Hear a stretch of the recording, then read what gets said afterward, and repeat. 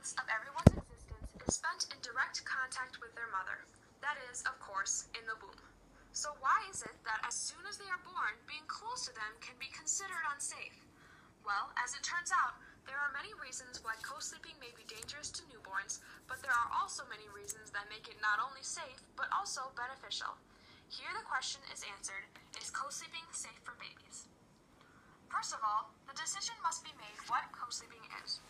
Some people consider it to be bed sharing, but some even consider it co-sleeping if the baby is in the room. For the purpose of this video, the subcategory of bed sharing under the larger umbrella of co-sleeping will be focused on for ease of understanding. According to Countermine and Teddy, shared sleep arrangements is normal in 65% of the world's societies, but in the United States the numbers dwindle to a mere 6%. Clearly, this raises the issue of cultural preference and what is accepted in each society. Americans tend to focus on the negatives of co-sleeping. The Douglas County Public Health Department stresses the statistics. 55 out of 56 SIDS deaths statewide occur in an unsafe environment as defined by the American Academy of Pediatrics, and in 22% of deaths, the infants were not on their backs. Unsafe environments can present themselves with infants getting trapped, stuck between things, falling off the bed, suffocating, being crushed by another person, or the risk of SIDS being increased, all of which are associated with co-sleeping. And yet, the Douglas County Public Health Department also notes that non-Western cultures have lower infant deaths even though they co-sleep. So, are the statistics for co-sleeping and SIDS wrong? No. The difference lies in the sleeping environment. Arnott 2016 explains that in non-Western cultures, SIDS is prevented because they sleep on relatively hard surfaces, the babies breastfeed more often, and therefore wake up more, and they tend to lay on their back for better ease of breastfeeding.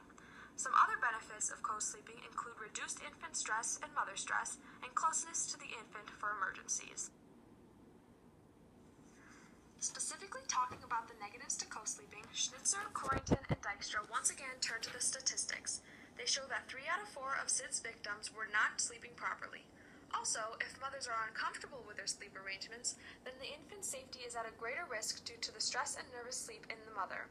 Mothers worry about these risks that can come with sharing a bed.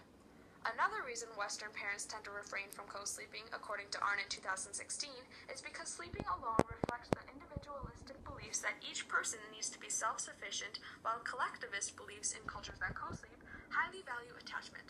So, what are the benefits of co-sleeping? When mothers refuse co-sleeping, Middlemiss states that it may encourage mothers to establish routines that are against when infants need to breastfeed, and this lack of attention is harmful to biological and sociological development. Also, the decrease in stress infants gain from sleeping next to their mothers reduces the risk for future psychopathy. If co-sleeping is done right, the breastfeeding can actually reduce the risk of SIDS, especially while bed sharing, because they are less likely to roll into an unsafe position. Carrington 2013 also states that close proximity during sleep between a mother and baby can actually regulate the infant's body temp and breathing pattern and synchronize the mom and baby's sleep schedule.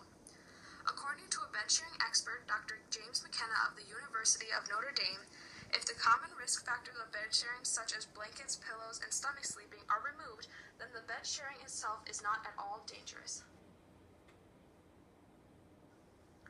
Overall, co-sleeping comes down to a clear cultural preference. Arnott 2016 writes that Japanese and Korean families co-sleep until puberty, and McKenna notes that Japan has one of the lowest infant mortality rates and lowest SIDS rates.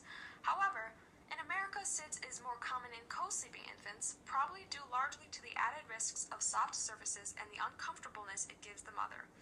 It ultimately is left up to each family whether they want to share a bed with their infant or not. Doing what feels right in this case is actually the safest thing for the baby. That being said, there are some times that co-sleeping should definitely not occur according to the Douglas County Public Health Department, such as if the parent is drunk, on drugs, a heavy sleeper, or if the baby was premature.